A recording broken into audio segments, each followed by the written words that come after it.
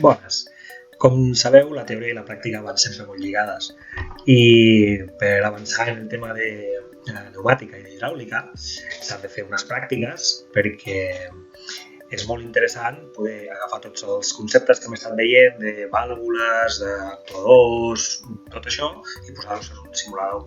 Hi ha una empresa que és Festo, que té aquesta pàgina web que esteu veient, que ha dissenyat un sistema de simulació, tant de pneumàtica com d'hidràulica i algunes altres coses més, molt potent i que també disposa d'unes versions demo per poder trastejar una mica amb el programa i veure les possibilitats que té. A nosaltres la versió demo ens va estupendament bé perquè no utilitzarem ni de llarg la quantitat de components que ja hi ha a la versió demo. Per descarregar-se la versió demo, aquí a baix, a la pàgina web, aquí a la dreta ja diu FluidSim 5 versió demo. El que passa és que aquesta versió és una mica massa potent i ocupa massa i té algunes altres limitacions. Navegant una mica per la seva pàgina web, al final es troba el lloc on t'expliquen una miqueta les limitacions de la versió demo i aquí a baix podeu llegir coses com que està limitat a 30 dies, necessita una connexió a internet, hi ha un temps d'ús per sessió de 30 minuts, no te deixa guardar circuits. Bé, jo tinc una versió anterior, la del FluidSim 4, que com a mínim no necessites ni connexió a internet ni està limitat a 30 dies en l'ús, però la resta de limitacions sí que les té. L'enllaç per descarregar-vos el programa, tot i que es pot trobar per internet sense major complicació, us el deixaré en els comentaris del vídeo perquè el pugueu descarregar. I l'aparença que té el FluidSim és aquesta. Un cop l'heu descarregat, però, si no us surt un accés directe a l'escriptori, penseu que probablement s'haurà instal·lat en una ruta com aquesta, en la unitat vostra, en la unitat C, en la carpeta de fitxers de programa o arxius de programa, i en la carpeta didàctic heu d'entrar a FSP4 Demo, si és que és la versió 4 la que us heu descarregat, i en la carpeta 20. Aquí trobareu l'executable, que és aquest d'aquí, l'FSP Demo, i que executant-lo, a mi m'agrada fer-ho amb el botó dret i sempre fer executar com a administrador, perquè a vegades hi ha alguns problemes amb Windows, no amb aquest problema, sinó amb molts, i fent-ho així t'elimines molts d'aquests problemes. Doncs un cop l'heu executat, el que es veu és aquesta interfície, que és la ventana principal del programa. Veieu que a la part de l'esquerra hi ha molts de símbols, molts, fins i tot massa per a una persona que està començant, però nosaltres utilitzarem realment molt poquets, molt poquets. Per començar un nou projecte, un nou circuit, aquí tenim el botó de l'esquerra, el de Nuevo, sempre hi ha un botó d'aquest estil. Llavors veieu que hi ha la paraula Demo, que ens està ja avisant que aquest programa no és la versió original. Molt bé, doncs l'objectiu és fer 5 pràctiques que estan a la pàgina web de Tecno 1218, a dintre dels seus continguts. Si no coneixeu aquesta pàgina, professors, si és que esteu mirant això, us recomano que busqueu informació sobre Tecno 1218 perquè és un portal que està molt bé per les classes de tecnologia i els alumnes són coses que estan en principi capades i si el vostre centre no ha comprat la llicència doncs no podeu entrar-hi, però allà dintre de Tecno 1218 hi ha unes quantes pràctiques. Jo he seleccionat 5 d'elles que estan molt bé per començar i per fer anar aquests conceptes bàsics que hem anat veient en la teoria. Llavors, anem a veure com seria el primer dels circuits. Per veure-ho jo he fet unes captures de pantalla de lo que és només el circuit i vull posar la imatge aquí dintre. Per tant, aquí a baix de tot, del menú de l'esquerra, que hi ha tants i tants d'elements, tenim la subcarpeta, diguem-ho així, d'Otros. Hi ha aquest icona que és mapa de bits, vaig a posar per aquí, i si faig un doble clic, puc veure una finestreta on hi ha diferents opcions. Selecciono per anar a buscar la ruta de l'arxiu, i la ruta de l'arxiu està a l'escriptori. Aquí, a l'escriptori, ho tinc guardat aquí en tutoriales, Festo, i anem a buscar el primer dels circuits, que és aquest. Posaré una mica reduït d'escala perquè surten molt grans. Molt bé, i és aquí.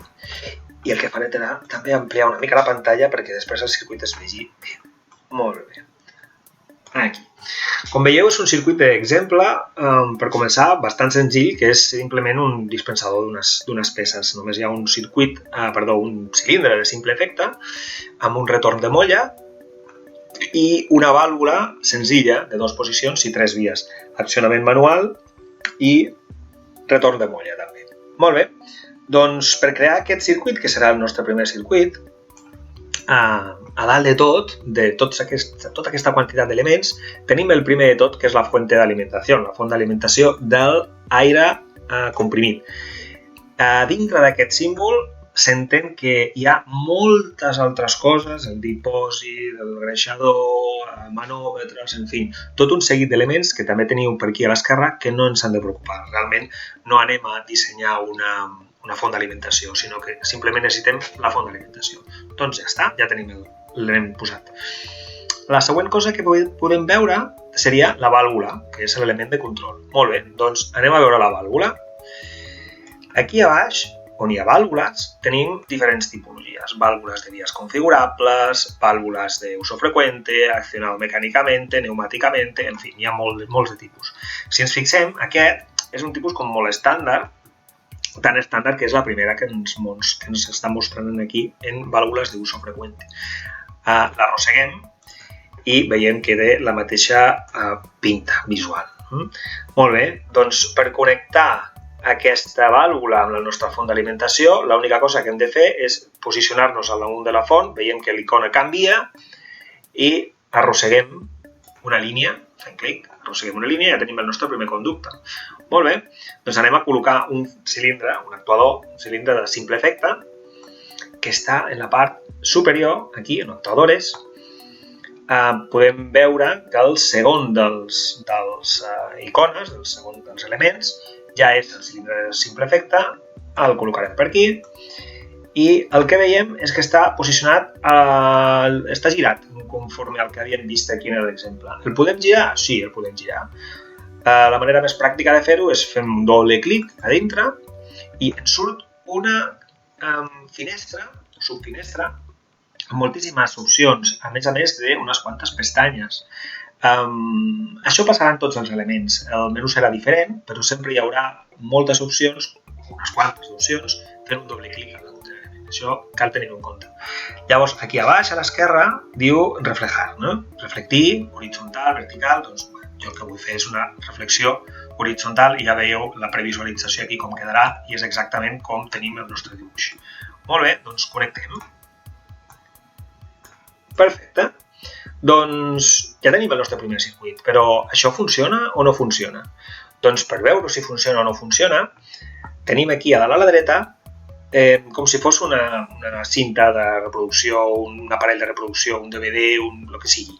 Doncs el play, un botó típic del play. Fem el play i veiem ara mateix que hi ha pressió, s'ha il·luminat aquest primer conducte en blau, per tant hi ha pressió en aquesta part i arriba fins a la vàlvula, però com que aquesta via està parada, està aturada, doncs la resta del circuit no té pressió. Perfecte. Doncs en l'accionament manual, aquí veieu com canvia el ratolí, accionament manual, doncs si jo faig un clic aquí i mantindré pressionat, premut, aquest botó de clic, la vàlvula s'ha mogut a l'altra posició, l'aire comprimit ha entrat en el segon conducte, ha entrat a la cambra del cilindre i ha empès la tija cap a l'esquerra. Perfecte. Ara cal que retorni. Jo estic encara mantenint el botó esquerre del ratolí premut. Si jo ara el deixo anar, la molla de la vàlvula funcionarà, retornarà la vàlvula a la seva posició original i l'aire sortirà pel mateix conducte que tenia d'alimentació degut a que la molla de l'èmbol està fent força i està empenyent l'aire que hi havia en aquesta cambra, torna pel conducte 2 i en aquest cas torna per aquí, de 2 a 3, i en 3 hi ha una sortida, en principi controlada, perquè aquí hi ha un connector en el que es pot connectar alguna altra cosa. A mi m'agrada fent un doble clic, bueno, l'hem de parar, si no, no funciona. Fent un doble clic m'agrada triar una sortida de tipus silenciador, si és que ha de sortir a l'aire lliure, perquè així, en principi, no faria soroll o no faria massa soroll, no? Doncs fins aquí aquesta primera part. És la primera de les pràctiques. Com veieu, no ha tingut massa complicació. L'única cosa que hem fet és anar a la pàgina web, teòricament baixar-nos el FluidSim en la versió demo. Com us explicava, en aquella pàgina surt l'última, que és la versió 5, però que necessites connexió a internet, en fi, un seguit de coses, i jo us he proporcionat aquí la versió 4, que és més lleugera, pesa menys, però que al principi ens funciona exactament igual per el que volem. Molt bé, doncs anem a intentar fer la pràctica número 2. Doncs la pràctica 2 és un circuit semblant a l'anterior, hi ha una font d'alimentació. La vàlvula és una mica diferent, també és de 2 posicions, però en aquest cas, si us fixeu, hi ha 4 fletxes, per tant 4 vies, i el cilindre ja no és un cilindre, un actuador de simple efecte, sinó que és un de doble efecte. Llavors, anem a fer anar el simulador, torna a col·locar la font d'alimentació. En aquest cas, la vàlvula, ja podem escollir el cilindre de doble efecte que està en aquest d'aquí, cilindre de doble efecte, el veieu, oi? Doncs, molt bé, el col·loquem aquí i fem un doble clic per tornar-la a posar reflectit horitzontalment, tornar-la a posar exactament com el que tenim de mostra. I llavors, la vàlvula. Bé, si mirem les vàlvules d'ús freqüent, tot i que són símbols petits i costa una mica de veure'ls, veurem que no n'hi ha cap que s'assembli al que tenim aquí. Doncs no passa res, perquè en aquesta primera part d'aquí, que tenim vàlvules configurables, podem agafar aquesta, que s'assembla molt i molt i molt a la que estem veient. Veieu? S'assembla molt. I tenim dues opcions. Si us fixeu bé, aquesta vàlvula ara mateix està col·locada també mirall respecte a aquesta altra. Les dues vies creuades estan aquí a la dreta i aquí estan a l'esquerra, i les dues vies paral·leles estan en aquesta d'aquí a l'esquerra i en el nostre exemple estan a la dreta. Doncs el que podríem fer és tornar a girar el cilindre o aprendre a configurar una de les vàlvules. Com que ja sabem girar un cilindre, doncs trobo que és útil aprendre a configurar internament una vàlvula. Doncs fem un doble clic a dintre i ens apareixen tres zones. La part de l'esquerra, que és la part de l'accionament de l'esquerra, el centre, que és la distribució de les vies, de les posicions i les vies, i la part de la dreta, que és tot el que té a veure amb l'accionament de la zona de la dreta. Molt bé, doncs redistribuirem les vies, que l'única cosa que hem de fer és canviar l'un per l'altre. Doncs simplement busquem l'icona corresponent, que estan aquí, i com veieu ja els hem donat la volta i ara ja estan igual que el que tenim en la vàlvula d'aquí de la dreta, d'exemple per fer. Què hem de configurar més a més? Doncs com l'accionem i com retorna. En la part de l'esquerra ens diu un accionament manual, doncs un esfuerzo muscular, aquí el tenim, un esfuerzo muscular, i aquest primer. N'hi ha molts, de molts tipus, però de moment el més senzill, el més simple i el més bàsic. I en la part de la dreta ens diu que hi ha un retorn de molla, utilitzant un muelle, una molla, doncs aquí retorno de muelle. Perfecte. I aquí veiem en el dibuix la previsualització com està quedant i que és igual que la que tenim. Perfecte. Doncs ja la tenim configurada i preparada. Doncs connectem la font, connectem directament la sortida de la font en aquesta part d'aquí i connectem aquesta altra part d'aquí a la via 2. Perfecte. Ja estaria? Sí, en principi ja estaria. Però el programa ens donarà un error. Mirem a veure què ens diu. Diu, hay conexiones abiertas. I això què vol dir? Si movem una mica la finestra, perquè ha sortit just al damunt del problema, veiem que el programa ens l'està assenyalant, ens l'està indicant, que és aquí. Efectivament, aquesta sortida de la vàlvula està a l'aire. Vol dir que quan es faci anar, l'aire comprimit sortirà per aquí, a l'aire lliure, i farà molt de soroll. Això vol dir que no està bé. Li diguem acceptar i ens diu, desitja de tota manera fer anar la simulació, doncs no la faré anar. No perquè no funcioni, sinó perquè vull corregir-ho. Fem un doble clic en aquest punt, col·loquem, per exemple, un silenciador, o si volem una sortida roscada per posar una altra mànega o un altre element, és igual. Doncs posem això i ara mateix ja no hi hauria cap problema. Ens donarà pas a que puguem fer anar la simulació. Molt bé, Doncs ara està funcionant, l'aire comprimit està entrant per aquesta canonada, entra per la 1, surt per la 4, i s'està omplint d'aire comprimit aquesta zona de l'èmbol, aquesta cavitat, aquest espai, i està empenyent la tija, està fent força, està empenyent la tija cap a la dreta. Molt bé, si jo acciono la vàlvula, estic mantenint premut el botó esquerre del ratolí, doncs la vàlvula va cap a la dreta i l'aire, ara, si mirem la primera de les posicions, entra per l'1 i se'n va en diagonal, sortint, però que seria el 2, i està omplint la part de l'èmbol, pressionant, la part de la cavitat del cilindre està pressionant l'èmbol i fent sortir la tija cap a l'esquerra. Si deixo anar, el retorn de molla de la vàlvula fa que la vàlvula torni a la seva posició original i en aquest cas no és com abans, que el cilindre de simple efecte el que feia era retornar en base a una molla, doncs ara el que fem és sempre utilitzar l'aire comprimit tant per moure cap a l'esquerra com per la dreta la tija.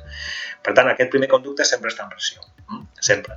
Els conductes que van de la vàlvula al cilindre són els que van variant, de tenir pressió o no. Doncs això està. La primera part d'aquesta pràctica ja la tenim aquí feta. Però aquesta pràctica no acabava aquí, tenia un altre circuit a sota que és interessant perquè hi afegim una vàlvula. Canviem la tipologia de la vàlvula, posem una vàlvula més senzilla però no posem dues vàlvules. Doncs anem a fer-ho. Aquesta vàlvula ja no m'interessa, la puc eliminar, busco una vàlvula de les senzilles, com abans, aquí la tenim, i ara el que necessito és canviar l'accionament, que continua sent manual, però és de tipus bolet, un botó gros. Bueno, ja sabem com es fa. Simplement un doble clic i aquí busquem l'accionament que més s'assembla, que seria aquest d'aquí. Perfecte. Amb un retorn de molla, tot bàsic. Molt bé, vull duplicar aquest element. Doncs puc tornar-lo a agafar, tornar-lo a configurar, però imagineu-vos que tenim un element que l'hem configurat diverses coses. És una mica pesat haver-ho de fer una altra vegada. Fem servir algo tan senzill com Ctrl+C, que és copiar, Ctrl+V, enganxar. La tinc seleccionada, Ctrl+C, Ctrl+V. I aquí la tinc duplicada. Perfecte. Connecto la font en l'1. Aquest tipus de connexió a vegades dona problemes, per tant, sigueu pacients, perquè a vegades costa. Fa coses rares, veieu? Prohibit, aquí sortia... Bueno, ara ja està feta. I de la 2, aquí, i d'aquesta 2, aquí. Com que les sortides de les dues vàlvules ja tenen una sortida especialitzada, no estan sortides a l'aire, per tant, no donarà cap mena de problema, fem un play i, efectivament, la part de baix està en pressió. Si pressionem en la part de la vàlvula de la dreta, entrarà l'aire en aquesta zona.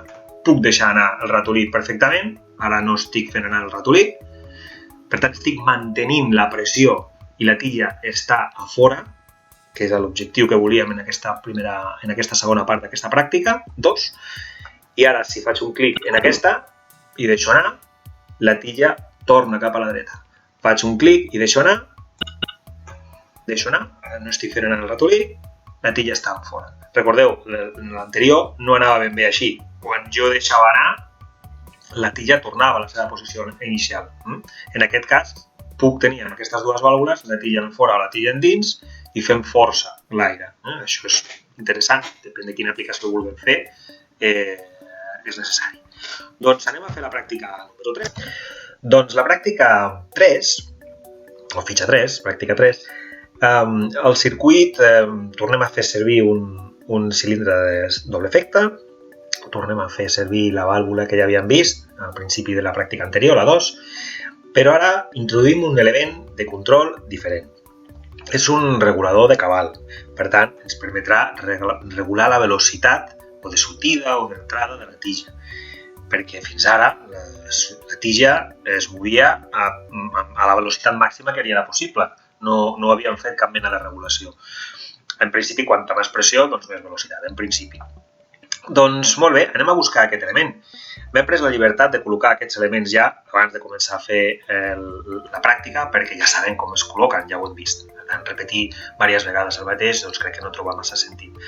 Doncs la vàlvula de control de regulació la trobem aquí, en aquest apartat, que diu vàlvules de cierre i control de caudal, vàlvules de tancament i control de cabal. Molt bé. Podríem fabricar aquesta vàlvula a partir dels seus dos components bàsics que té.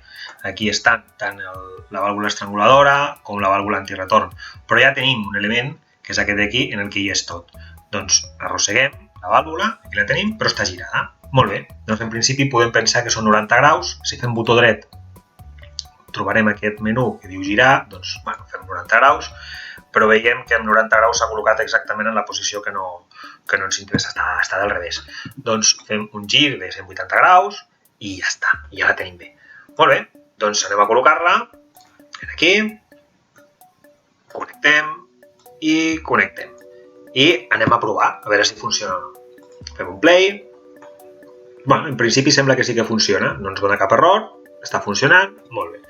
Si jo ara premo i mantinc premut el botó del ratolí, la vàlvula se'n va cap a la dreta, i això ho faig així perquè si deixo anar, com que hi ha la molla de la vàlvula, tornarà i no podré veure exactament com funciona, doncs deixo anar, torno a clicar, deixo anar, torno a clicar, deixo anar, la vàlvula està funcionant, aquesta de control, està allà en el mig, però sembla com si no estigués fent res, perquè si us fixeu, la tija surt, entra, també amb bastanta rapidesa.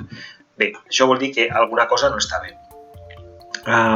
Si col·loquem el ratolí, encara que sigui en aquesta part de simulació que està en simulació activa, si col·loquem el ratolí aquí al damunt i fem doble clic, veiem que se'ns obre una finestra amb poques opcions, però ja tenim la primera, que és el grau d'obertura. Està a 100%, està oberta del tot, per tant no estem regulant cap mena de cabal, està a tope. Llavors, provem, posem un 50%, posem a la meitat, a veure què és el que succeeix. Fem anar la vàlvula. Jo no veig que estigui regulant res, per tant, tornem-hi i baixem molt, baixem a un 10%, per exemple.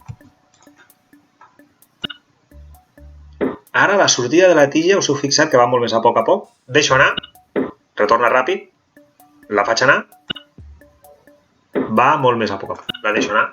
Molt bé, hi ha alguna altra manera de regular? Doncs sí, amb el 10%, 5%, menys, o fins i tot amb el cabal.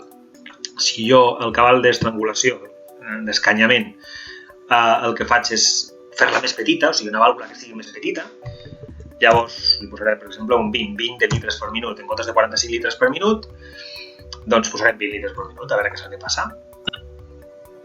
Va molt més lent, veieu? Molt més lent. Doncs aquest és l'objectiu. Si volem regular, en comptes de la sortida, volem regular la tornada de la tija, doncs aquesta vàlvula la col·locaríem en aquest altre conducte i funcionaria exactament igual. L'única cosa que hauríem de fixar-nos és donar-la la volta, però ja està, en principi funcionaria exactament igual. Doncs la pràctica 3 ja l'hem acabada i tampoc era tan difícil, oi? Doncs anem a mirar la pràctica número 4. Doncs per la pràctica número 4 introduirem un nou tipus de vàlvula, però encara no arribarem.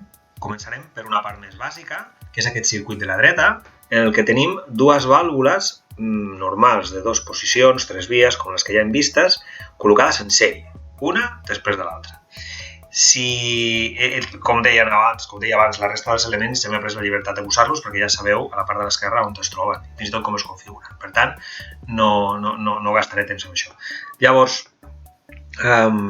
si jo faig play, el que trobo és que el primer conducte està en pressió, lògicament, però si jo faig clic en la primera de les vàlvules i mantinc premut el botó del ratolí, clar, la segona vàlvula fa de tap. Necessito accionar la segona vàlvula també en el mateix moment. Si jo faig anar la primera vàlvula i clico en la segona, doncs és la primera vàlvula que fa de tap. Com faig això en aquest programa perquè les dues vàlvules funcionen alhora? Doncs prement la tecla de control del teclat. És a dir, jo ara premo la tecla de control, aquest botó el tinc ara mateix premut. Si jo faig un clic en aquesta vàlvula i deixo anar el ratolí, la primera de les vàlvules s'ha quedat accionada, es manté accionada cap a la dreta. Si jo ara faig un clic en la segona de les vàlvules, igual, la deixo anar. Veiem que les dues vàlvules s'han mogut cap a la dreta i l'aire comprimit pot entrar en el cilindre. En el moment en què jo deixi anar la tecla de control del teclat de l'ordinador, en el moment que jo el deixi anar, les dues vàlvules retornaran, la molla funcionarà. Deixo anar i efectivament les dues vàlvules han tornat. Per tant, aquest sistema quan s'utilitza? Aquest sistema s'utilitza quan jo vull que un treballador, un operari d'una màquina en la que té aquest cilindre, perquè, per exemple, no sé, està estampant amb un segell, està estampant una figura, una marca o el que sigui al damunt d'un objecte dur i necessita molta pressió. Per això puc utilitzar un cilindre pneumàtic. Fa el cop cap avall, doncs jo vull assegurar que aquest treballador no té la mà posada allà on no toca. Llavors faig una consola separada de la màquina amb dos botons, de tal manera que obligo que el treballador tingui la mà esquerra en la vàlvula esquerra, la mà dreta en la vàlvula dreta. Les dues mans col·locades on han d'estar i no en qualsevol altre lloc. Molt bé, doncs, però aquí no hem vist res nou. Hem vist que en aquesta pràctica veuríem una vàlvula nova. Doncs efectivament, veurem una vàlvula nova que us ensenyaré ara mateix.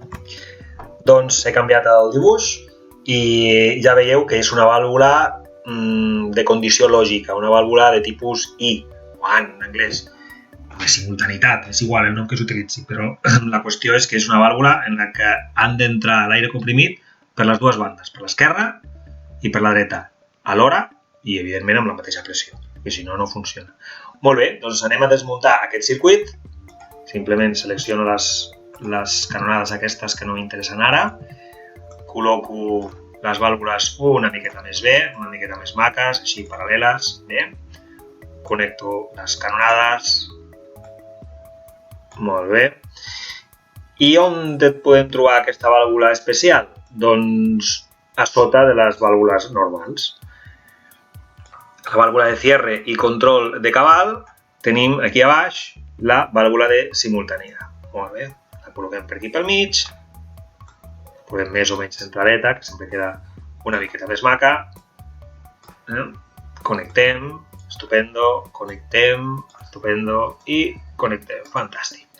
L'única diferència en el meu dibuix del circuit original que tenim són els accionaments, que els accionaments són per bolet. Recordo com es fa, si algú no se'n recorda en aquestes altures, és venir per aquí i el tornarem a fer a l'altra vàlvula. Doble clic, venim aquí i fem el bolet. Estupendo. No és necessari, perquè funcionarà exactament igual. Molt bé, doncs ara veiem que fent el play en el simulador tenim la barra de baix en pressió. Si fem un clic i mantenim premut el botó del ratolí, la vàlvula de l'esquerra s'ha accionat, s'ha mogut cap a la dreta, la pressió arriba fins a la vàlvula de simultaneïtat, que està aquí, però no passa l'aire comprimit. Molt bé. Si ho faig el mateix amb aquesta, veiem que el mateix passa per la dreta, no passa. Necessitem fer anar, accionar les dues a la vegada. Com ho fem amb la tecla de control del teclat, com us he explicat abans. Doncs ara faig un clic aquí, un clic aquí, i estupendo, ja està, l'aire entra. Sí que és veritat que el dibuix intern de la vàlvula de simultaneïtat no ha quedat centrat, que és com hauria d'haver quedat. Podem dir que és un petit bug i probablement a la versió 5 estigui solucionat, però és igual, funciona perfectament. Podríem estalviar-nos el fet d'utilitzar la tecla de control? Sí, canviant l'accionament, canviant aquí coses en aquestes vàlvules. Ja ho veurem en la següent pràctica, d'això no hi ha problema. Doncs fins aquí la pràctica 4. Anem a veure la pràctica 5. Doncs ja estem aquí. L'única cosa que he fet és canviar el dibuix de la dreta. Com veieu, el circuit és exactament igual que el que acabàvem de fer en la pràctica 4, en la final de la pràctica 4. Canviem la vàlvula de simultaneïtat per un altre tipus de vàlvula. És una vàlvula de tipus O, condició lògica O. Doncs eliminem aquesta vàlvula i col·loquem la vàlvula selectora, o de tipus O, de condició lògica O, connectem i veureu que el funcionament és diferent de la vàlvula anterior. Ara, si accionem la vàlvula d'esquerra, el cilindre funciona i si accionem la vàlvula de la dreta, el cilindre funciona. Clar, quan utilitzem o quan podem utilitzar aquest tipus de vàlvula? Doncs quan volem accionar una màquina, des de dues posicions, des de dues localitzacions molt diferents. Pot haver-hi un operari en una part de la fàbrica i un altre operari en una altra part de la fàbrica. I llavors és la manera d'aconseguir que, independentment del lloc en el que estiguis, doncs si tu estàs a prop d'una consola o estàs a prop d'una altra, la pots fer anar. I no té massa misteri. Ara bé, amb tot el que hem vist fins ara, podem intentar simular un circuit una miqueta més complex que és un circuit real. Fins ara l'única cosa que hem vist són circuits que formen part de màquines, però no ho hem vist en cap lloc de veritat real. Doncs anem a veure l'última part d'aquesta pràctica número 5, que vendria a ser, més o menys, la simulació d'una màquina que s'assembla a un exercici real. No? Doncs vaig a canviar l'esquema. Aquí el tenim. Què hi ha de diferent? Doncs és un exemple d'utilització del porta d'autobús. Llavors tenim un cilindre amb retorn de molla, que és el que tenim aquí. Tenim dues vàlvules que són lleugerament diferents de la que estem veient ara. Les modificarem. Tenim una vàlvula de selectora, però tenim regulació de cabal per evitar que la porta vagi tan ràpid que potser enganxi algú pel mig i el parteixi per la meitat, no? No seria qüestió. Doncs vinga, anem a modificar. El primer que vaig a fer és a fer espai, perquè aquí hi hauran d'haver-hi dues vàlvules de regulació de velocitat. Després aquesta, per fer-ho exactament igual que aquí, aquesta. Doncs vinga, el primer que faig és donar-li la volta. Molt bé. Els retorns de molla, fora. Doncs no hi ha retorn de molla ni en una ni en l'altra. Molt bé. Què més hi ha? Els accionaments ara són una mica diferents. Són accionaments per enclavament. En aquesta vàlvula de l'esquerra, la informació que ens dona l'exemple és que podria ser el d'una porta d'emergència. Llavors, l'accionament aquest de bolet, doncs sí, un botó gros, imagineu-vos el típic botó vermell, que quan tu fas l'empenta cap endins, el botó queda cap endins, no sobresurt, per tant no és un pulsador, és un botó, és com un interruptor de casa, no? Que fas un clic i queda en aquella posició i has de tornar a fer clic perquè surti. Doncs aquest botó podria ser igual, amb enclavament. Llavors és el següent símbol que estem veient aquí, que té aquesta entradeta en el mig.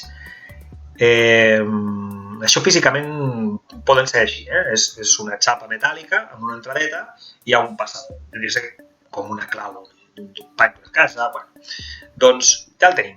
I la part de la dreta, la vàlvula de la dreta, seria la vàlvula o l'accionament, el control del conductor de l'autobús.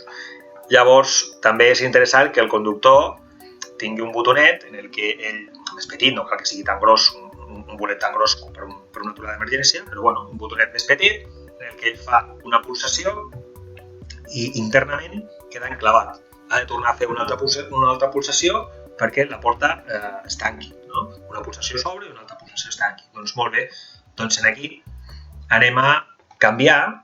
Podíem utilitzar perfectament el mateix que hem utilitzat abans, un pulsador, però per fer-ho diferent, en aquest exemple, en comptes d'un pulsador, utilitza una palanca. Una palanca, com si fos la palanca de canvis d'un cotxe, més o menys igual, no? Avui en dia utilitzaré amb pulsadors, utilitzaríem electrònica pel mig, però bueno, és un exemple perfectament factible. Doncs ara anem a col·locar les dues vàlvules, elimino el conductor del mig, i aquestes vàlvules reguladores ja vam veure que estaven aquí. Vaig a fer el gir de 270 graus per col·locar la primera de les vàlvules, que és aquesta d'aquí. Vaig a fer més espai, que no hi cap. I la segona de les vàlvules, si veieu, està girada. Faig Ctrl+C, Ctrl+V, la tinc aquí, i està girada 180 graus. Molt bé, doncs la girem. Fins i tot en el dibuix, perquè quedi més maco, les vàlvules antiretorn estan col·locades les dues a l'esquerra. Les podem col·locar a l'esquerra. Teòricament les hauríem de poder col·locar. Doncs no, aquesta versió del programa no m'ho deixa. Em sembla que no m'ho deixa. No, aquesta versió del programa no. No, doncs ho deixem així. No passa absolutament res. Vale. Connectem. I si recordeu la pràctica de la regulació, havíem de modificar el grau d'obertura i fins i tot com era de grossa aquesta vàlvula, perquè si no, no regulava. Si ara fem play i fem un simple clic a la part de l'esquerra, com que té enclavament, ja s'ha quedat, no cal pressionar o prémer la tecla de control del teclat, com us explicava. Funciona perfectament. Per tant, en cas d'emergència, la porta s'obre i si és el conductor de l'autobús el que vol fer obrir la porta, doncs també fas un clic, perfecte, es tanca, el circuit funciona, però no regula la velocitat. Doncs fem un doble clic, com ja vam veure, posem 10%, per exemple, i en aquesta d'aquí, doncs també posem un 10%, per exemple, i ara hauria de regular. Regula. I aquí igual, hauria de regular.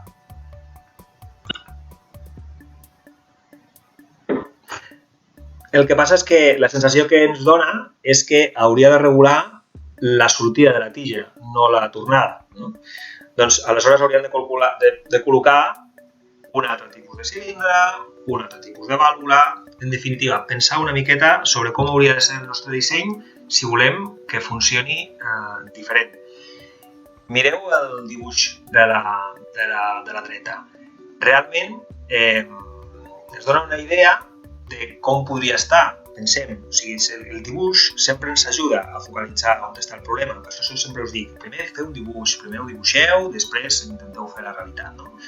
Doncs aquí us ho deixo de prova, a veure si sou capaços de modificar aquest circuit perquè la velocitat, la regulació de la velocitat sigui a la sortida de la tija. I fins i tot a la sortida de la tija i a la tornada de la tija, perquè m'interessa que la porta funcioni d'una manera suau, tant quan s'obre com quan s'estanca.